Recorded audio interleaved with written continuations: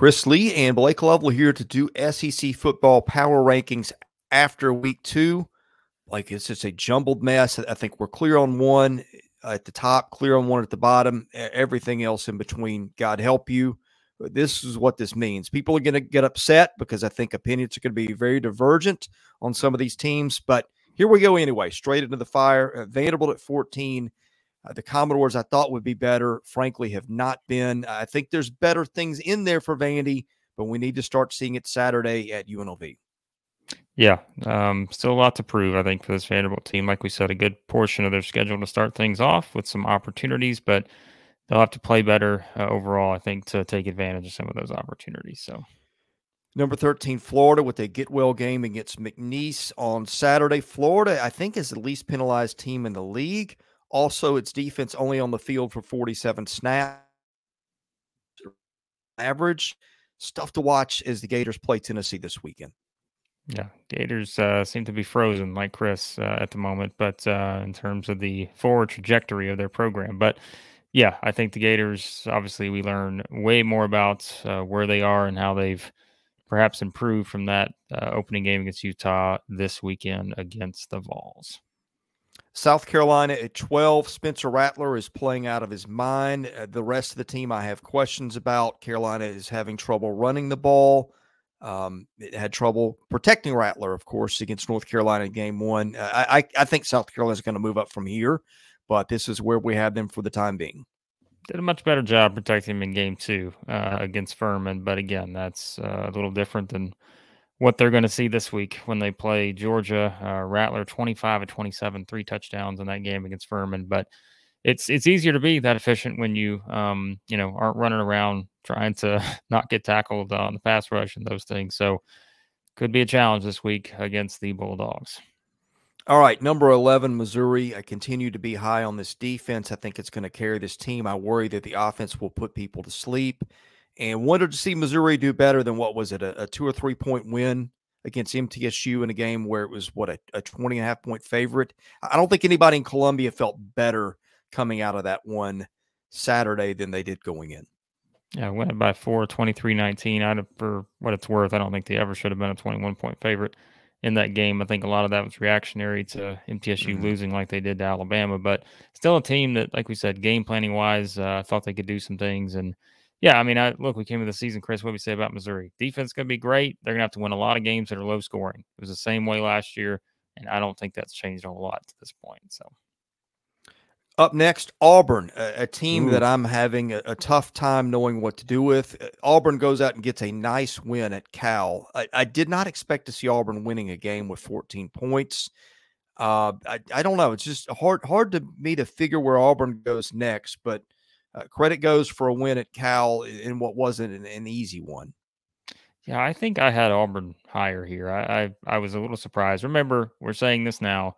We have to repeat this. These are our staff composite rankings. We compile individual rankings for everyone on our staff, and we put them all into one. And I was a little bit higher on Auburn. I think I would flip them and another team we're going to talk about in just a second. But anytime you go out and get a win, Chris, on the road against power conference competition, guess what? The SEC don't have a lot of wins against power conference competition through a couple weeks, right? And so I think you'll take it. Auburn, I think, will be a team that has to grind out some wins like that. May not all be pretty, but hey, it's better than a loss, and that says more than some teams. SEC teams have to go on right now because that wasn't an easy game, as we talked about. And so a win's a win. You'll take it 2-0 to start the U-Freeze era.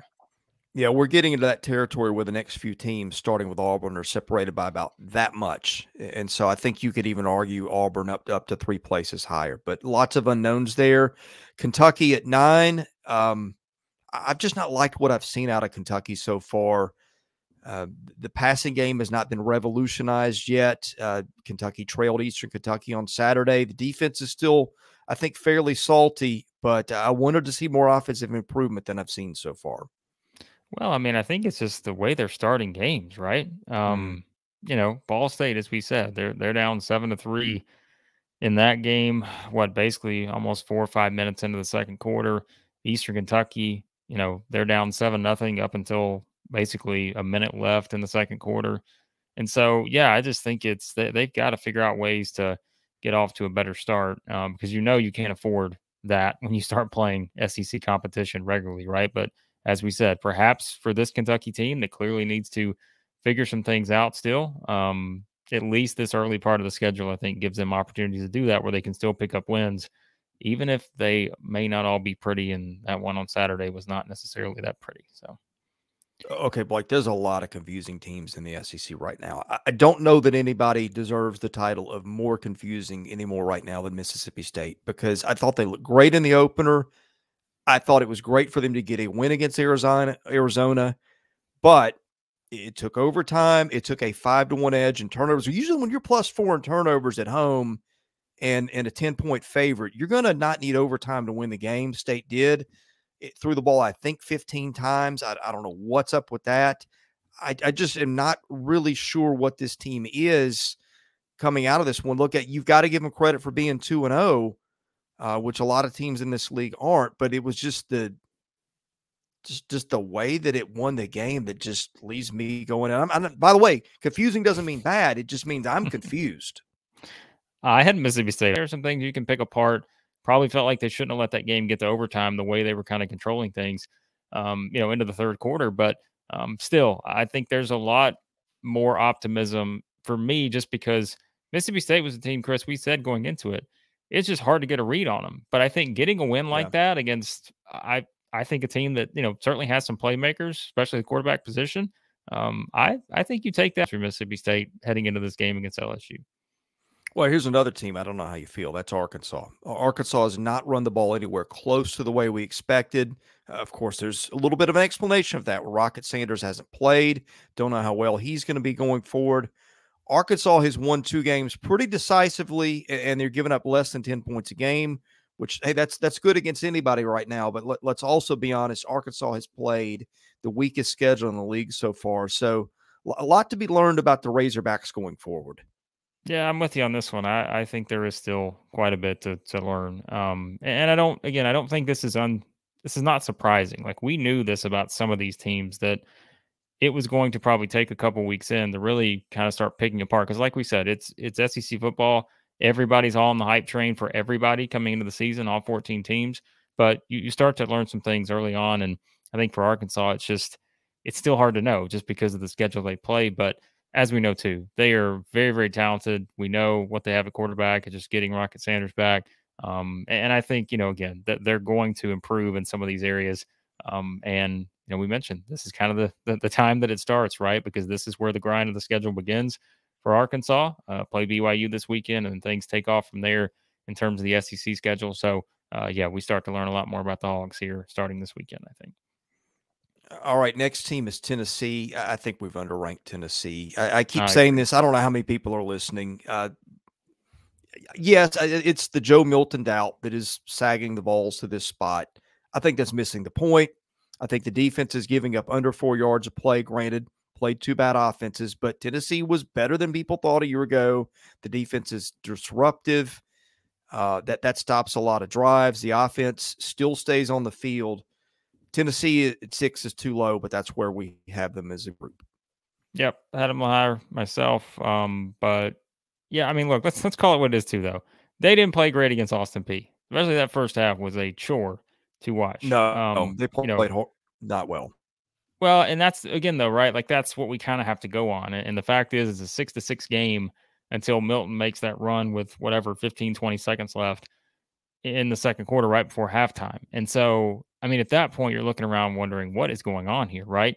And so, and still, the final scoreline isn't that impressive when you look at 30-13. But like you said, I think what we are seeing, some of the areas that they've clearly improved in, and I think, we talk about the defensive line, those kind of things. We know what they're getting with the running back group. Once again, right? Pun intended, right? Goes for 118. Small goes for 95. And so, as we said, we got 2 guys who basically run for 100 yards on any given game. Even Dylan Sampson, if he gets more carries, he certainly has that opportunity. We know Joe Milton can do a few things. So, yes, it hasn't been perfect, hasn't been completely crisp to this point. They played Virginia and Austin Peay. They should have beaten those 2 teams. But now this is where Tennessee this is where we learn about this particular Tennessee team going on the road to play a team that they're better than in Florida. And can they get a win? We'll have you covered this week with our preview and prediction for that game. Number 5, A&M. I would have flipped A&M in Tennessee, but that's how the vote came out. A&M, I'm concerned that there's trouble stopping the run have popped up again. A&M took a loss in week 2. You know that's not going to sit well, and that is I guess a little bit of the does this crumble from the inside watch is on, given that the climate and the displeasure with Jimbo Fisher coming into this year. I think it's way too early to write A&M off. Don't get me wrong. But I don't know how A&M cannot stop the run better with all that talent up front. And I was not the only one talking about that on Twitter this weekend.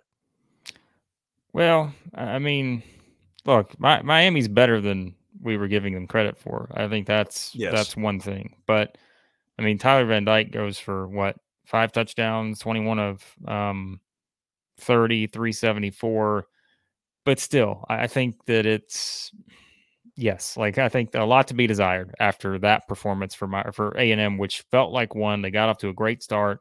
They're up 10, midway, a couple minutes into the second, they're up 17-7 at one point. And then, once the momentum swings kind of late in the game, it just got away. And like I said, they just play big play after big play, whether it was the kickoff return, 50-plus yard passes, turning into touchdowns. And so it's pretty disappointing, even though, which I know Blaine talked about, the offense, there was a lot to like, I think, offensively with A&M. But, I mean, it's just the kind of game where you feel like if you're turning a corner, you need to win. And even if you don't win, you don't need to give up 48 points. And that happened. Yeah. So, like you said, I think I had A&M a little bit lower here as well in my individual ones. Number 4, LSU. I think that's too low. For some reason, people tend to write off a team that didn't look good in the second half of a loss against Florida State, but Florida State could be the number 1 team in the country. There's an argument there for it. LSU at 4 is too low, but that's where we've got LSU. And I'm looking for a bounce back this weekend. Well, that's the thing. I think if there'll be a lot of people jumping back on the LSU bandwagon if they go and beat Mississippi State by a touchdown or more or something this weekend. Because like I said earlier, I think that's going to be a tough game because I think Mississippi State at home, which we said they got 8 home games this year, that's going to be a tough place for anybody to win. I think just kind of given what we've seen from that team so far. So I think you'll see a lot more people jump back on it. Sure, you can look at the scoreline, say 72-10 against Grambling. LSU's back, but we know that's until we see it now against a team like Mississippi State going on the road, the mindset going into that game and how they perform. Yes, I also kept LSU a bit higher just because, like you said, Florida State's really, really good, might be the best team out there. And, but if LSU goes and loses this game this week, then we are way back to the drawing board on the Tigers. All right, Ole Miss at 3 because where else do you slot them at this point? Ole Miss fans felt a little disrespected this weekend, and when they kept hearing about Tulane's quarterback being out, and there was some, hey, we had guys out too. Look, this team's been really solid so far. Defense has been solid. It's forcing some turnovers. The run game, which is where we thought Ole Miss's bread would be buttered, hasn't been that effective so far. But, man, the passing games have been off the charts so far. Ole Miss at 3, and look, maybe you could have put LSU ahead of Ole Miss. I probably would have, but I don't see how you drop Ole Miss out of the top 4. And I don't think any of us did that, honestly. Now that I look at it, we didn't. I put Ole Miss at 2. I mean, I'm not going to lie. Yeah. There's an argument. Yeah. It's like, where else do I put them? I mean, I see the teams around them, and I see what Ole Miss has done, and I know it's Tulane and Mercer. And, again, Tulane, I think, is a pretty good team, but they didn't, have the quarterback. And I get it. A lot of people say that, but these power rankings are so hard to do every week this early on in the season. Like we said, you got to see much more separation. So at this point, it's like put them wherever you want to put them.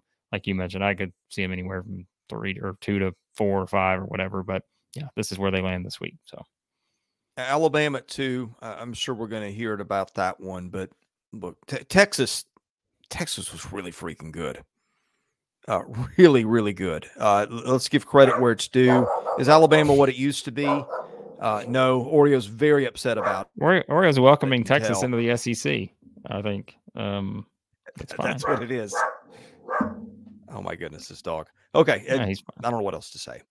I mean, look, like That you said, leaves there will be people that pick apart Alabama. But like, I think Florida State's really good. Texas is really good. And I think that for Alabama and LSU, I think we'll find that they're not as bad as some may think after those performances.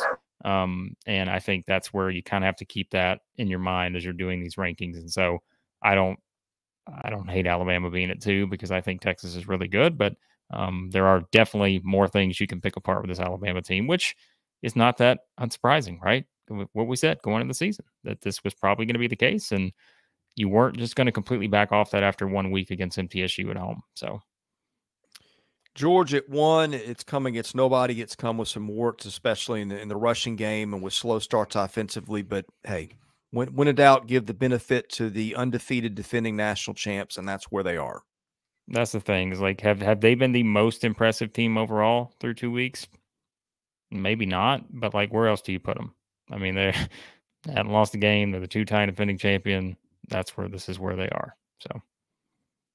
All right, that's it for our power rankings this week. We do these every week, generally on Monday. Best way to get them, hit that subscribe button, hit the like button. That helps our analytics. We got SEC Daily coming from 11 Central to noon every day this week. We got predictions. We got all kinds of stuff. We got hoops when it arrives. We're working on that already. Anyway, Team thanks for previews watching. this week, Chris. Yeah. They start. Man, here we are. For Blake Lovell, I'm Chris Lee. We're Southeastern 14. Thanks for watching, and we'll see you again soon.